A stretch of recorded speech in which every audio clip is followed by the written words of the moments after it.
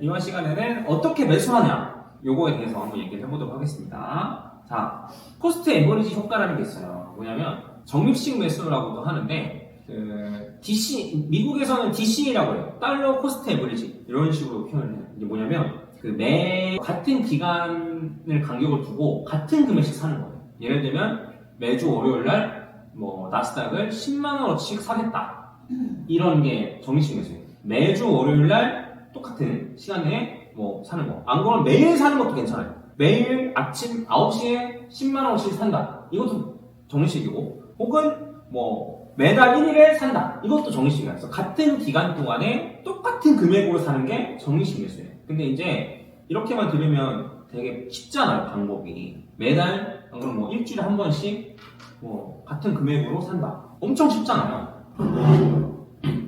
근데 이게 엄청나게 좋은 방법이에요. 그래서 왜 좋은지에 대해서 한번 얘기를 해볼게요. 자, 이제 여러분들은 퀴즈를 낼 건데, 자, 매주 300원씩 코인을 살 거예요. 300원, 요번 주에도 300원어치 코인을 사고 다음 주에도 300원어치 코인을 살 거예요. 뭔만 얘기하죠? 그리고 요번 주에는 코인의 가격이 300원이에요. 요번 주는 300원. 그리고 다음 주에는 100원이에요. 그러면 평균 매수 단가는 어떻게 될까요? 평균 매수 단가는 뭐냐면 이제 내가 요 코인을 산 평균 가격, 요걸 얘기하는 건데 300원일 때도 샀고 100원일 때도 샀단 말이에요. 그러면 평균 매수 단가가 얼마나 될까요? 이게 일반적으로는 200원이라고 생각하는 경우가 많거든요. 가운데니까 300원일 때도 사고 100원일 때도 샀으니까. 근데 실제로는 300원일 때도 사고 100원일 때도 샀으니까 200원이 아니고, 실제로 계산을 해보면 매수 금액은 300원, 300원, 600원이죠. 그쵸? 그 다음에 코인의 개수는 300원일 때는 1개 샀고 100원일 때는 3개 샀잖아요. 이해가죠? 그래서 이제 코인의 개수는 4개란 말이에요. 그래서 600원일 때 600원 가지고 코인을 4개 샀으니까 평균 매수 단가는 150원이에요. 이해가요? 그래서 150원이라고 했죠. 그래서 300원일 때도 사고 100원일 때도 샀는데 300원이랑 100원의 가운데 값인 200원이 평균 매수 단가가 아니고 이것보다 더 낮은, 200원보다 더 낮은 150원이 매수 단가가 되는 거예요. 왜? 같은 금액으로 사니까 쌀 때는 더 많이 사. 같은 금액이니까. 그리고 비쌀 때는 조금 사. 이해갔죠? 네. 그래서 이걸 이제 코스트 에버리지 효과라고 하는데, 이 효과가 얼마나 무시무시하냐면, 이거는 비트코인인데 비트코인을 5년 동안 매주 사는 거예요. 매주 사서 이제 코스트 에버리지 효과를 얘기해요. 적립식으로 매주 산 거예요. 그래서 이때부터 비트코인을 샀다. 5년 동안 산 거예요. 그러면 이 파란색 선이 평균 매수 단가예요. 이해갔죠? 그래서 5년 동안 샀으면은 이제 지금 수익률이 187%. 그러면 우리가 1년 한 달에 100만 원씩 모은다고 치고, 한 달에 100만 원씩 모은다 치고, 물론 100만 원 쉽지 않지만 100만 원씩 모은다 치고 1년이면은 1200만 원이고, 그 다음에 5년이면은 6천만 원이잖아요. 한 달에 100만 원씩 꾸준히 매수를 했으면 지금 3배가 된 거예요. 그러니까 한 1억 8천? 1억 7천 정도 된 거죠. 그래서 이 가격이 높을 때도 사고, 가격이 적을 때도 사고, 가격이 높을 때도 이때도 계속 산 거예요. 이 기간 동안 계속 샀는데 한 중간쯤인 이쯤 되지 않을까라고 생각을 하는 경우가 많은데, 실제로 그것보다 훨씬 낫다는 거예요. 평단가가 훨씬 낮게끔 형성이 된다는 거예요. 그래서 매달 그냥 매주 조금씩 똑같이 사는 게 과연 의미가 있나 라고 생각하는 경우가 많은데, 그 어떤 매수 방법보다 더 좋아요. 제가 이제 저희 직원들이랑 같이 매수 내기를 한 적이 있는데, 뭐냐면 이제 열흘 동안 가장 낮은 가격에 사는 그런 내기를 했단 말이에요. 얼만큼 나눠서 사는 건 상관없고. 근데 이제 두 명은 열심히 본인이 생각하는 저점 찾아가서 샀고, 저는 매일 1시에 똑같은 금액씩 샀고. 근데 이제 제가 2등 했거든요. 1등이랑 별 차이 없는 2등 했거든요. 그래서 열심히 고민해서 산 것보다 이게 훨씬 좋을 수 있고, 이 방법의 장점은 뭐냐면 신경을 쓰지 않아도 된다. 여러분들이 아무런 차트를 몰라도 괜찮고, 파월이 이렇게 금리를 올리든 말든 상관없이, 나스닥이 떨어지든 안 떨어지든 상관없이 그냥 생각 없이 넣기만 하면 된다는 거예요. 회사 생활 하신 분들은 아시겠지만, 회사를 또 다니다 보면 투자에 신경 쓰면서 이럴 시간이 많지 않아요. 그냥 하루하루 거의 치이면서 산단 말이에요. 그럼 치이면서 살 때 이거 지금 사야 되나 말아야 되나 고민할 필요가 없다는 거예요. 현생은 현생 살면서 요거는 요거대로 하면서 이런 식으로 진행을 하면 된다는 거예요. 이해갔죠? 그래서 이 방법이 굉장히 좋다. 근데 이제 이것도 단점이 아예 없는 건 아니고, 단점이 뭐냐면 첫 번째로는 우상향하는 자산. 우상향하지 않으면 평단을 아무리 낮게 잡아봤자 계속 떨어지면 어쩔 수 없는 거예요. 그래서 우상향하는 자산이 되고, 우상향하는 자산을 하면 다 들어맞는 거고. 근데 보면은 지금 얘는 평단이 여기잖아요. 요 파란색이 평단이라고 그랬잖아요. 그래서 평단가는 여기인데 요 코인 가격은 요만큼이란 말이에요. 그래서 실제로 계산해보면 요 적립식 매수를 할 때 마이너스 50%도 찍어요. 마이너스 50%도 찍어. 근데 그래도 사야 되는 거예요. 그러면 이제 우상향하는 자산이니까 결국은 이렇게 올라온다는 거예요. 그래서 우상향하는 자산만 골라서 적립식으로 매수를 하면 생각보다 현실 가능성이 있어지는 거예요. 5년 동안 돈을 모아서 한 2억 정도 모은다 라고 하면 이제 대출 껴가지고 집을 사던가, 안 그러면 이제 결혼할 자금을 이걸로 쓰던가, 아니면 굳이 결혼은 안 하더라도 이제 목돈이 좀 모아져 있으니까 이걸로 뭘 좀 굴리던가, 이게 충분히 가능하게 된 거죠. 근데 이제 만약에 이런 거를 안 하고, 투자를 안 하고 그냥 5년 동안 돈을 모았으면 6천만 원인데 6천만 원 가지고는 사실 할 수 있는 게 맞아. 근데 이제 요거는 비트코인인 거고, 얘는 나스닥. 나스닥 같은 경우에도 요 5년 동안 적립식 매수를 이렇게 쭉 했으면 지금 수익률이 64% 정도 됩니다. 그래서 똑같이 매달 100만 원씩 모았으면은 한 지금 5년 정도 해가지고 한 1억 정도 모으는 수준이 됐겠죠. 그래서 나스닥은 한 64% 정도. 그 다음에 S&P는 49%. S&P는 조금 더 덜 올라가고 조금 덜 떨어지고 이런 거예요. 나스닥은 기술주 중심이라 등락폭이 크고. 그 다음에 요거는 다우지수인데, 다우지수 같은 경우에는 5년 동안 했을 때 32% 정도. 그리고 코스피 같은 경우에도 5년 동안 했을 때 50% 수익. 근데 요거는 최근에 올랐기 때문에 이런 거고, 요게 한 6개월 사이에 미친듯이 올랐거든요. 그래서 그런 거고, 그게 아니어서 사실 수익이라고 볼 수 없기도 했어요. 그리고 얘 같은 경우에는 이제 코스닥인데, 코스닥은 7.5% 정도 수익. 그래서 이제 이런 거는 장투를 하면 된다, 안 된다? 안 된다. 보는 거야. 이해가죠? 여러분들이 이제 여기서 그걸 해야 되는 거예요. 뭐냐면 본인의 목표에 따라서 짜야 되는 거예요. 나는 너무 수익률 낮은데, 코스피 정도면 너무 수익률이 낮은데, 한 5년 모아가지고 1억 되는 거는 좀 그런데 라고 생각이 들면 비트코인이나 이런 위험자산을 좀 섞는 거고, 아니면 아닌데 나는 그래도 5년 동안 해가지고 한 50% 60% 수익이면 충분한데 라고 하면은 나스닥을 그냥 투자하면 되는 거예요. 나스닥 말고 이제 S&P나 이런 걸 투자하면 되는 거예요.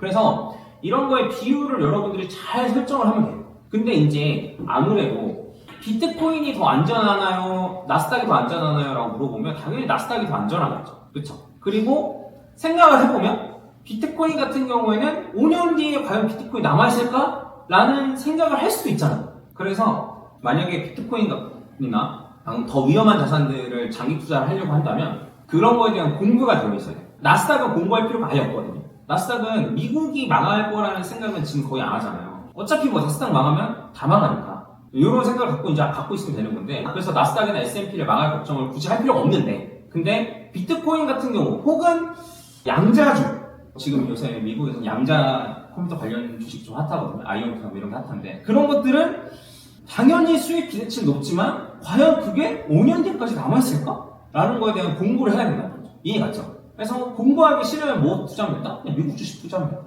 물론 코스피도 괜찮긴 합니다만, 근데 나는 이거 수익률이 너무 낮은데, 그래서 좀 더 수익 기대치가 큰 거를 했으면 좋겠는데 라고 한다면 아까 전에 말했던 비트코인이나 그런 것들을 좀 투자해야 되는 거고, 그러면 그런 거에 대한 공부가 충분히 돼 있어야 된다. 절대 안 망할 거야. 저는 사실 절대 안 망할 거라는 믿음이 있거든요. 근데 막상 처음 본 사람들은 망할 수도 있잖아 라는 생각을 할 수도 있으니까, 그래서 공부가 필요한 거야. 근데 공부하기 싫으면 안 해도 된다. 그러면 이제 이거를 10년 동안 한다라고 치면 어떻게 될지 한번 볼게요. 비트코인을 10년 동안 적립식 매수를 했다라고 치면은 이제 3,500% 정도 수익이니까 한 3,500 정도 된 거네요. 그럼 10년 동안 모았으면 1억 2천이니까 이제 이게 35배 정도 됐다라고 치면은 한 40억 정도. 근데 이제 이렇게 하기 쉽지 않죠? 10년 전부터 비트코인 투자하기 쉽지 않고. 그럼 나스닥. 나스닥 같은 경우 10년 동안 적립식으로 매수하면 이때 한꺼번에 다 샀다는 게 아니에요. 이때 한꺼번에 다 산 게 아니고 이때도 사고 이때도 사고 이때도 사고 다 샀는데 평단가가 이렇게 되는 거고, 그래서 나스닥 같은 경우는 10년 동안 적립식 매수로 하면은 300% 정도. 그러니까 200% 정도 수익이니까 3배 정도 금액이 되는 거죠. 그래서 이걸 어떻게 해야 된다? 잘 섞어야 된다. 내가 목표로 한 수익치에 따라서 난 이 정도만 벌면 충분해 라고 생각하면 그냥 사실 나스닥에 투자하는 게 제일 베스트고, 아니면은 더 안전한 걸 하고 싶으면 S&P는 이제 100% 정도 수익률이고 이제 2배 정도 수익이 나는 거고, 다우지수는 71%, 그 다음에 코스피는 70%, 그 다음에 코스닥은 18%. 그래서 코스닥은 10년 동안 적립식 매수를 해도 18% 정도 수익이 나와. 적립식 매수가 생각보다 굉장히 좋은 방법이고, 그 다음에 우상향만 하면 무조건 질 수 없는 매수 방법이긴 해요. 그리고 직장인들이나 이런 일반인들이 하기에 굉장히 좋은 방법이에요. 그래서 아무 생각 없이 월 100만원씩 투자 해가지고 한 2년, 3년만 해도 사실 꽤 수익을 거둘 수 있고, 그 다음에 한 5년, 10년 단위로 넘어가면 진짜 집 한 채 살 수 있을 정도의 수익률이 되기 때문에, 이게 지금 얘기한 거는 매달 100만원씩 투자를 했다는 가정하에요. 물론 더 많이 투자하면 더 많이 되겠지만, 그래서 이런 것들을 좀 파악하고 진행을 하면 좋겠다. 그러면 아까 전에 물어봤듯이 이렇게 계속 사기만 하면 언제 파냐? 이런 게 이제 궁금할 수 있잖아요. 언제 파냐? 개인적으로 나스닥은 안 파는 게 좋겠다. 안 팔고 그냥 쭉 가져가는 거라고 생각하면 좋겠다. 왜냐면 나스닥은 결국 배당도 나오고, 그리고 결국에는 여기에서 올라가는 대로 어쨌든 계속 수익이기 때문에 내가 월급을 받는 한 계속 투자하면 좋겠고, 그 다음에 내가 은퇴를 하면 필요한 생활비만큼 그때 뺏어 쓰면 된다. 이렇게 생각하는 게 제일 좋고, 그 다음에 이제 큰 돈이 들어갈 때, 집 살 때는, 결혼할 때는, 안 그러면 아프거나 차를 살 때는, 그럴 때 그냥 가격 상관없이 빼셔도 된다. 왜냐면 내가 여기서 저점도 못 잡는데 여기 내가 팔았는데 더 올라가거나, 안 그러면 여기쯤 팔았는데 더 떨어지거나, 이거 모르잖아요. 그래서 돈이 그냥 필요할 때 빼면 된다. 근데 최소한 이제 한 5년 정도 정식으로 매수할 생각을 하고 나면 5년 뒤에는 평단이 엄청 낮게 잡혀 있을 거기 때문에 전부 다 뺀다 이렇게 생각하지 말고 그때 이제 필요한 돈만큼 정도만 뺀다. 이렇게 진행을 하면 제일 베스트라고 생각을 합니다. 혹시 궁금한 게 있나요? 저도 그 고민을 많이 했거든요. 한 달로 하는 게 낫나. 사실 이제 5년 동안 했다라고 치면 이렇게 되는데, 얘는 이제 위클리로 한 거고, 그러니까 위클리로 했을 때 평단가가 38,000달러거든요. 그리고 한 달로 했을 때는 37,800. 거의 똑같아요. 자, 한 달에 한 번 사거나, 일주일에 한 번 사거나, 거의 똑같다. 그리고 매일 사도 똑같네. 그쵸? 이거 매일 사면 38,000. 그래서 상관없이 그냥 사면 된다. 근데 저는 일주일에 한 번을 추천해요. 왜냐면 제일 안 잊어먹거든요. 한 달에 한 번 하면 잊어먹기 쉬워요, 솔직히. 그리고 매일도 잊어먹기 쉬운데 월요일 날 짜증나니까 산다 이렇게 생각을 하면 제일 무난하다. 그래서 한 달 사든 매일 사든 일주일에 한 번 사든 똑같은 금액으로 한다고 치면, 근데 일주일에 한 번 정도 추천. 혹시 또 궁금한 게 있나요? 금은 5년 동안 이제 적립식으로 매수하면 한 90% 정도 수익. 그래서 이제 여러분들 봐야 되는 건 뭐냐면, 이제 우상향하는 자산이기만 하면, 금도 이제 이런 식으로 조정이 있었지만 우상향하거든요. 그래서 우상향하는 자산이기만 하면 요 구간만 버틸 수 있으면은 크게 상관없다. 그래서 굉장히 좋은 방법이고, 근데 이제 비트코인 같은 자산을 투자할 거면 아까 전에 말했듯이 여기서부터 여기까지 떨어진 거는 마이너스 한 40% 이렇게 되는 말이에요. 그래서 열심히 적립식으로 매수하고 있었는데 마이너스 50%야. 이러면 흔들릴 수 있다는 거죠. 이거 이러다 진짜 망하는 거 아니야? 우상향 안 되는 거 아니야? 라는 생각이 들 수 있잖아요. 이런 생각이 제일 안 드는 게 제 개인적으로는 미국 주식, 나스닥 이런 거는 아무리 떨어져도 어차피 올라가겠지라는 생각이 드니까 미국 주식을 하는 걸 추천하고, 그 다음에 비트코인 같은 경우에는 이렇게 50%가 된다 하더라도 망하지 않을 거라는 공부가 돼 있어요. 그래서 이런 공부가 어쨌든 좀 필요하다. 이제 좀 어떻게 투자해야 될지 좀 감이 오나요? 내가 만약에 돈을 벌게 되면 어떤 식으로 좀 투자를 해야겠다. 이런 식으로 좀 감이 좀 왔으면 좋겠고, 그리고 하나 더 제가 얘기하고 싶은 게 있는데 뭐냐면, 결국 이제 제일 첫 번째로 할 거는 투자할 금액 매달 100만 원 정도를 확보하는 게 제일 중요해요. 내가 직장 생활을 하든 뭘 하든 다른 부업으로 돈을 벌든 뭐 하든 어쨌든 매달 100만 원 정도 투자할 돈을 확보하는 게 일단 1번. 근데 이제 확보할 돈 뭐 매달 한 2, 30만 원 정도 이렇게 하는데 뭐 물론 그걸로 투자해도 괜찮겠지만 이제 그거는 이제 투자를 한다기보다는 차라리 좀 아끼고 뭐 돈을 더 벌 수 있는 방법을 좀 강구하든가 해서 한 매달 100만 원 정도씩은 투자할 수 있는 요 시스템을 만들어 놓는 게 1번이고 그 다음에 그 매달 100만 원 갖고 어떻게 투자하게 해야 하냐를 생각을 했을 때는 제가 이제 말씀드린 요 방법이 일단 제일 좋은 것 같다. 적립식으로 투자하는 게 제일 좋은 것 같다.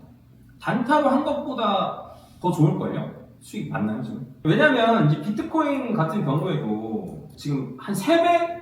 이 정도 불린 사람이 많지 않거든요. 다른 알트코인들 같은 경우에 차트 보면 얘도 에이다라서 메이저 코인인데도 사실 차트가 있고 지금 뭐 알트코인들 많이 안 올라갔거든요. 그래서 이제 이런 걸 따지면 비트코인만 갖고 있는 사람들만 사실 좀 수익이 이런 상황이라 이런 걸로 봤을 때는 사실 뭐 저점부터 산 것도 아니잖아요. 중간부터 사기 시작해가지고 저점도 겪고 나서 어쨌든 3배 정도 된 거니까 여기서 더 올라가면 더 수익인 거고 그래서 이런 방법이 제일 좋다. 저도 유튜브 하면 단타를 원하는 사람이 많지만 제가 이제 다 무시하고 이제 강조하는 건 요거.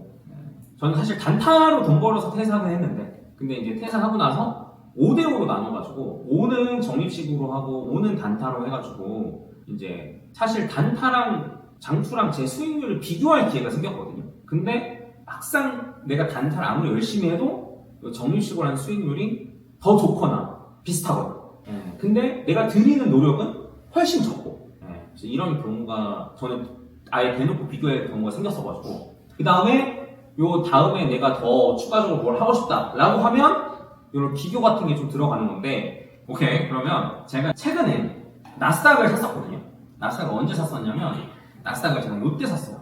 요때 샀단 말이에요. 이때가 언제냐면 트럼프가 지랄해가지고 관세로 지랄할 때 그래서 막 진짜 엄청나게 떨어지고 막 그랬단 말이에요. 그래서 막 뭐 몇백 퍼센트를 하네 만에 뭐 중국에 뭐 관세를 어떻게 하네 우리나라에 뭐 몇 퍼센트를 뭐 물리겠네 막 만에 할 때 이때 나스닥이 엄청나게 떨어졌어요. 근데 이제 나스닥 같은 경우에는 그 쉽게 말하면 실적을 걱정한 거죠. 관세를 많이 물리면은 요 기업들의 실적이 안 좋아지지 않을까? 이래서 이제 떨어진 건데 근데 요렇게 떨어질 때 온갖 경제방송에서 더 떨어진다 얘기를 했었거든요. 근데 이제 저는 여기에 닫고 반등한다. 닫고 반등한다. 그래서 실제로 반등하고 요 중심선까지는 올라간다. 라고 얘기했고 중심선을 뚫고 올라가면 고점을 계속 경신하면서 올라간다. 왜 그러냐면 이게 이제 볼린저 밴드라는 지표인데 그냥 복잡하게 알 필요 없고 그냥 어디 적으세요. 뭐로 적으면 되냐면 볼린저 밴드 주봉으로 하면 이게 여기 볼린저 밴드라고 돼 있는데 이 볼린저 밴드 이렇게 요거를 여기 주봉으로 선택할 수 있어요. 타임프레임 1주로 선택할 수 있는데 이게 주봉으로 하고 길이는 52주. 그래서 52주라는 거는 1년에 심리가 모여있다는 거거든요. 그래서 요 아래로 떨어지면 절호의 매수기라고 생각하면 돼요. 이해가면? 왜냐면 어쨌든 요 아래로 떨어지면 여기 터치하고 요 중심선까지 무조건 가거든요. 근데 요거를 쭉 올라갔으면 고점이 경신하면서 올라가는데 여기서 떨어지면은 1년 정도 하락해요. 그래서 저는 요 아래로 떨어졌을 때 적립식 매수하는 거 추천. 이런 거예요. 여기도 마찬가지고. 그래서 52주 볼린저 밴드로 세팅해가지고 하면 되는데 잘 모르시겠으면 자꾸 유튜브 채널에 나와 있으니까 한번 확인해보시고 그러면 이제 여기에서 어쨌든 샀을 거 아니에요. 제가 샀는데 그러니까 이런 과거의 데이터를 다 보면서 이제 한 거예요. 뭐 닷컴 먹을 때는 요 아래로 떨어져가지고 얼마만큼 있다가 올라갔고 요거 리먼 사태는 얼마만큼 있다가 올라갔고 그래서 요 아래에서 하면은 책 물렸을 때 어떻게 될 것이고 이런 걸 다 백테스팅해서 결국에는 이제 요런 지표가 제일 좋다라고 생각해서 산 건데 이제 요거는 뭐 이런 기도가 있다고 생각되고 그럼 제가 이제 어떤 종목을 샀는지를 좀 얘기하면 어떤 종목을 전 나스닥 안 샀거든요. 어떤 종목을 샀냐면 M7을 샀어요. 한번 여러분들이 생각하셔야 되는데 주식도 그렇고 코인도 그렇고 등치가 큰 게 있고 작은 게 있단 말이에요. 시총이 큰 거를 이제 등치가 크다고 얘기하는 거고 그러면 시총이 큰 게 잘 올라갈까? 시총이 작은 게 잘 올라갈까?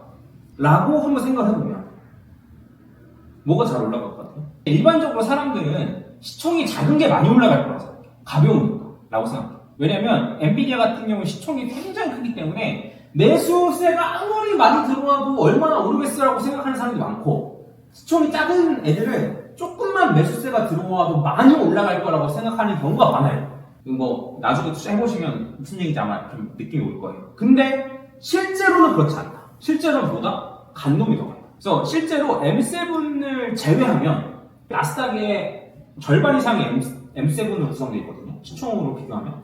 그러면 나스닥에서 M7을 제외하면 나스닥은 그냥 횡보했다라는 데이터가 있어요. 그러니까 나스닥 아까 전에 굉장히 많이 올랐잖아요. 이렇게 올랐잖아요. 근데 여기서 M7을 제외하면 그냥 횡보만 올라요. 그러니까 결국에는 M7만 오른 거예요. 물론 M7 제외하고 많이 오른 것도 있고 떨어진 것도 있겠지만 그러면 그 중에서 내가 많이 올라간 거를 찾을 수 있을 것이냐 이렇게 생각하면 쉽지 않거든요. 그래서 결과적으로는 그냥 시총 높은 거를 사서 갖고 있는 게 제일 베스트다. 그래서 엔비디아 같은 경우에도 시총 1위거든요. 근데 엔비디아 같은 경우에도 이렇게 급격하게 올랐어요. 급격하게 오르고 여기서부터 여기까지 올라간 거 치면은 지금 한 138% 정도 올랐네요. 이때가 이제 관세로 트럼프가 지랄할 때 그때가 여기거든요. 저점이랑 비교하면 이제 138%. 저는 적립식으로 했으니까 평단가가 이렇게 잡혀서 수익률이 한 90% 정도 되고. 그래서 이제 생각해야 되는 것보다 간놈이 더 간다.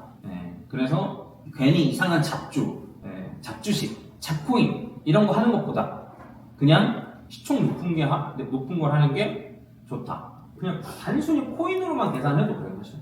지난번 불장 대비해서, 지난번 고점 대비해서 보면 얘는 어차피 이만큼 올랐어요. 그리고 시총 2위가 이더리움이고, 이더리움은 지난번 고점에서 이제 고점을 아직 못 넘은 상태고, 그 다음에 솔라나도 지난번 고점 살짝 위로 올라갔다가 떨어진 상태고, 그 다음에 리플 같은 경우에는 지난번 고점은 이렇게 넘은 상태고, 그래서 막상 지난번 불장에서 이제 고점을 경신하면서 올라간 코인이 몇 개 안 된다는 거예요.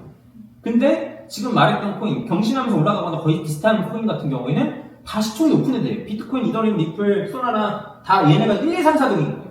걔네들만 이렇게 올라가고 저 아래 시총이 낮은 애들, 이건 스테이터스 네트워크 토큰이라는 건데 이런 애들, 저 시총 낮은 애들은 오히려 못 가는 거예요. 근데 시총 작은 애들이 더 많이 올라갈 거라고 착각하는 거예요. 왜 그러냐면 저점 대비로 비교하면은 얘네가 많이 올라요. 왜냐? 많이 떨어졌기 때문에. 그러니까 비트코인은 덜 떨어지고 이렇게 올라가는 거예요.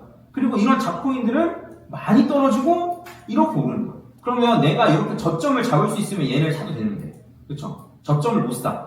몰릴 수도 있어. 그럼 뭘 사는 게 낫다? 시총 높은 거 사는 게 낫다. 고점을 경신하면서 올라가는 거는 이런 애들입니다. 시총 높은 애들입니다. 자, 제가 나스닥을 제가 이때 샀다라고 했잖아요. 이때 제가 살 수 있는 결정적인 근거가 뭐였냐면 돈은 계속 풀리고 있었어. 결국 돈이 전부 다예요. 내가 전 세계 돈이 얼마나 풀리느냐, M2가 얼마나 풀리느냐. 이제 이때 당시에 미국은 M2가 고점을 경신했었거든요. 지금도 고점 경신했는데 여기 지금 M2가 고점을 경신했단 말이에요. 이렇게 M2가 파란색이 위에 올라왔잖아요. 그래서 긴축을 하다가 지금 이제 긴축도 중지한다고 했고, 그리고 금리 인하하면서 돈이 막 풀리면서 돈이 풀린단 말이에요. 그럼 돈이 풀리면 자산은 다 올라요. 당연하죠. 자산이 오른다고 생각할 수도 있고 아니면 돈의 가치가 떨어진다고 생각할 수도 있고. 그래서 돈의 가치가 떨어지면 비트코인도 올라, 금도 올라, 주식도 올라. 근데 다만 타이밍이 약간 엇갈릴 뿐. 타이밍이 약간 엇갈릴 뿐 다 올라. 근데 이제 그래도 엇갈리니까 그 타이밍을 딱 잡아가지고 갈아타겠다는 쉽지 않다. 한 몇 달 사이니까. 그러니까 예를 들면 지금 이제 비트코인이 고점이라고 치면 예를 들어서 저는 조금 남았다고 생각하는데, 그러면 지금 비트코인을 팔고 나스닥으로 들어가려고 했는데 나스닥도 이미 높아. 그렇잖아요. 근데 나스닥이 여기서 더 갈지 떨어질지 어떻게 알아요? 쉽지 않다. 반면에 이제 돈의 가치가 올라가면 돈을 이제 긴축 정책이라고 하거든요. 이제 돈을 이제 금리를 높이고 돈을 걷어들이고 이런 정책을 피면은 자산이 다 떨어져요. 그래서 이때 파월 아저씨가 오버하면서 막 50bp씩 올리고 막 이럴 때, 그러니까 금리를 엄청 올릴 때 이때 나스닥도 떨어지고 이때 비트코인도 떨어지고 이때 코스피도 떨어지고 전부 다 떨어지는 거예요. 코스피도 떨어지고. 그래서 이런 식으로 유동성에 영향을 많이 받기 때문에 왔다 갔다 하는 걸 잘할 수도 있겠지만 실패하면 내가 A라는 자산을 갖고 있고 B 갖고 있고 C 갖고 있는데 내가 갖고 있는 거 안 올라. 근데 이게 저렇게 오르네? 근데 갈아탔는데 얘는 떨어지고 얘는 오르고 이런 경우가 꽤 많다. 투자실 단타하신 분들이 아마 이해할 거예요. 내가 갖고 있는 건 안 가는데 얘 가네? 딱 바꿨는데 그때부터 얘 떨어지고 얘 다시 오르고. 그래서 그냥 계속 바꾸는 게 낫다. 그리고 저는 오히려 하락하면 적립식으로 많이 살 기회라고 생각하는 게 제일 베스트인 것 같아요. 적립식 마음 편한 게 떨어지면은 많이 살 수 있어서 좋고 올라가면은 산 게 올라가는 게 좋고 이렇게 좀 이해하면 되거든요. 그래서 이런 식으로 이해하면 되고 비트코인 얘기 잠깐 해달라지니까 비트코인이 생겨난 게 2009년에 생겨났어요. 그리고 이게 언제냐면 리먼 사태가 종료됐을 때. 그래서 그때 이게 그 제네시스 블록이라는 게 있는데 비트코인 블록이 만들어지면서 딱 되거든요. 채굴이 되는데 블록에 메모를 적을 수 있어요. 메모를 적을 수 있는데 첫 블록을 제네시스 블록을 처음 만들어진 블록. 얘는 이제 사토시 비트코인 만드는 애가 사토시라는데 사토시가 적은 메모예요. 그러니까 이제 요거는 조작이 아예 불가능하고 이게 사토시가 딱 적은 메모인데 이 메모가 뭐냐면 뉴욕 더 타임즈의 요 헤드라인을 적어놨어요. 뉴스 기사 헤드라인. 은행들의 두 번째 구제 금융을 앞두고 있는 UK 재무장관, 영국 재무장관. 이게 뭐냐면 니들 때문에 경제 위기가 온 거야. 니들이 마음대로 돈을 찍어내고 니들이 마음대로 돈을 걷어들이고 그래서 닷컴 버블, 그다음 리먼 사태 이런 경제 위기가 온 거야를 제네시스 블록에 적어놨어요. 여기다가. 네. 그래서 이거는 그냥 사토시의 의도예요. 사토시라는 사람의 의도. 근데 그래서 요거랑 반대되는 자산을 화폐라기보다 자산을 만들고 싶은데 근데 이제 현대적인 약간 새로운 개념이 아니고 예전에 있었던 금의 개념을 따는 거예요. 그래서 가면 갈수록 채굴하는 양도 줄어들고 그 다음에 채굴이라는 단어도 금 때문에 가져온 거예요. 예. 그래서 채굴이라는 단어 자체가 좀 생소할 수 있는데 금에서 그냥 갖고 와서 그래요. 그래서 그러한 자산을 만들었고 그 다음에 이제 요게 근데 전 세계적으로 인정을 받으려면 두 가지가 돼야 되는 첫 번째는 복사 붙여넣기가 되면 안 돼. 그래서 복사 붙여넣기가 안 되는 거는 블록체인 기술로 해결했고 이건 뭐 나중에 조금 더 공부해보면 돼요. 두 번째는 전 세계적으로 인정받아야 되는데 2017년도에 전 세계 거래소가 우후죽순으로 생기면서 전 세계 어디에서나 비트코인이 현금할 수 있게 돼요. 그래서 이 두 가지 조건을 충족하고 나니까 비트코인이 어떻게 되냐면 달러랑 반대로 가요. 달러 인덱스, 아래 달러 인덱스 위에 비트코인인데 달러 인덱스 오르면 비트코인 떨어지고 달러 인덱스가 떨어지면 비트코인 오르고 그래서 사토시의 의도대로 가게 돼요. 그럼 이렇게 사토시의 의도대로 가게 되니까 여기에 관심을 갖고 있었던 애들이 있었는데 누구냐면 부자들, 현금이 많은 애들, 현금이 많이 쌓아놓은 기업들. 왜냐? 걔네는 현금가치 하락에 대한 고민이 있거든요. 내가 지금 100억 있어봐야 돼요. 10년 뒤면 50억 되는 건데 살 수 있는 가치가 100억이라는 숫자는 그대로 있지만 그래서 이 현금가치 하락에 대한 고민이 있는데 금은 변동성이 너무 작고 나스닥은 요 달러랑 완전히 반대로 가는 것 같지도 않아. 그래서 요 자산이 있네. 그래서 이거 너무 좋다라고 생각을 했는데 부자들이 투자를 못했어요. 그동안. 왜냐? 거래소에서 사면 해킹당하면 어떡하지? 거래소가 해킹당하면 비트코인 해킹당하는 적 없어요. 거래소가 해킹당하는 거지. 그리고 하드월렛을 이렇게 뭐 USB 같은 데 딱 넣을 수도 있는데 그러면 이거 잊어버리면 어떡하지? 그럼 시크릿키 내가 잊어먹으면 어떡하지? 이러한 걱정들 때문에 하지 못했어요. 근데 이게 가능하게 된 게 뭐냐면 비트코인 현물 ETF가 작년에 출시됩니다. 그래서 비트코인 현물 ETF가 출시되자마자 그런 자금들이 쏟아져 들어오기 시작한 거예요. 부자들, 기업들. 그래서 그냥 비트코인을 막 계속 매수하는. 그래서 현물 ETF가 이제 그레이스케일 말고 이거 어디에 블랙록에서 만든 거는 블랙록에서 만든 역대 상품 중에 제일 운영 수수료가 빠르게 높아진 제일 히트 상품이 됐고 이렇게 계속 이제 이런 현상이 생기면서 현물 ETF 생기고 뭐 기업들에서도 사고 이런 식으로 이제 된 거죠. 어떤 흐름인지 이해했죠? 이 비트코인이 어떻게 잘 되게 됐는지, 비트코인 어떻게 성장하게 됐는지. 그래서 이미 비트코인이 망하기 늦었어. 왜냐면 현물 ETF가 됐다는 거는 미국에서는 어느 정도 인정한 거거든요. 이건 망하지 않을 자산이야. 라고 인정을 한 거기 때문에. 그리고 현물 ETF가 생기자마자 어디서 먼저 사기 시작했냐면 은행에서 생겼어요. 은행이 생각보다 굉장히 보수적인 집단일 거라 생각하는데 이런 거 돈 냄새 나는 건 진짜 기가 막히게 빠르거든요. 그래서 우리한테 사지 말라 그래요. JP모건 다 이런 데서 블랙록도 다 비트코인 별로라 그랬어요. 비트코인 별로라 그래놓고 사고 뒤에서 비트코인 지갑이 다 공개되어 있기 때문에 나오거든요. 그래서 은행에서 사고 그 다음에 퇴직연금 이거 옛날 거라서 그런데 그 미국의 이제 401k 퇴직연금 거기에서 이제 비트코인을 선택할 수 있고 그 다음에 국민연금 우리나라 국민연금에서도 마이크로 스트래티지라고 이제 비트코인 현물 ETF의 성격을 띠는 주식이 있거든요. 그걸 이제 사고 있고. 그래서 이렇게 됐다. 그래서 5년 뒤, 10년 뒤에 과연 비트코인이 망할 거냐라고 묻는다면 제 생각은 아닐 것 같아요. 이런 수요가 받쳐지고 그 다음에 그 과제들을 다 해결했어요. 그 복사 붙여넣기가 안 되는 거 해결했고 전 세계적으로 인정을 받아야 되는 거 해결했기 때문에 제일 중요한 과제 2개를 해결했기 때문에 현물 ETF가 승인된 거고 그리고 지금 현물 ETF에 들어오는 자금이나 이런 걸 생각을 해봤을 때는 5년 뒤, 10년 뒤에 망할 가능성은 굉장히 적다라고 저는 생각한 거예요. 요거는 시간이 짧아서 간략하게만 얘기했지만 나중에 기회가 되면 보시는 걸로 하고 질문 있으면 질문 받고 끝낼까요 이제? 생각보다 시간이 좀 후딱 갔네요. 그러면 가실 분들은 가고 질문한 사람 나만 질문하고 이렇게 할까요 그럼?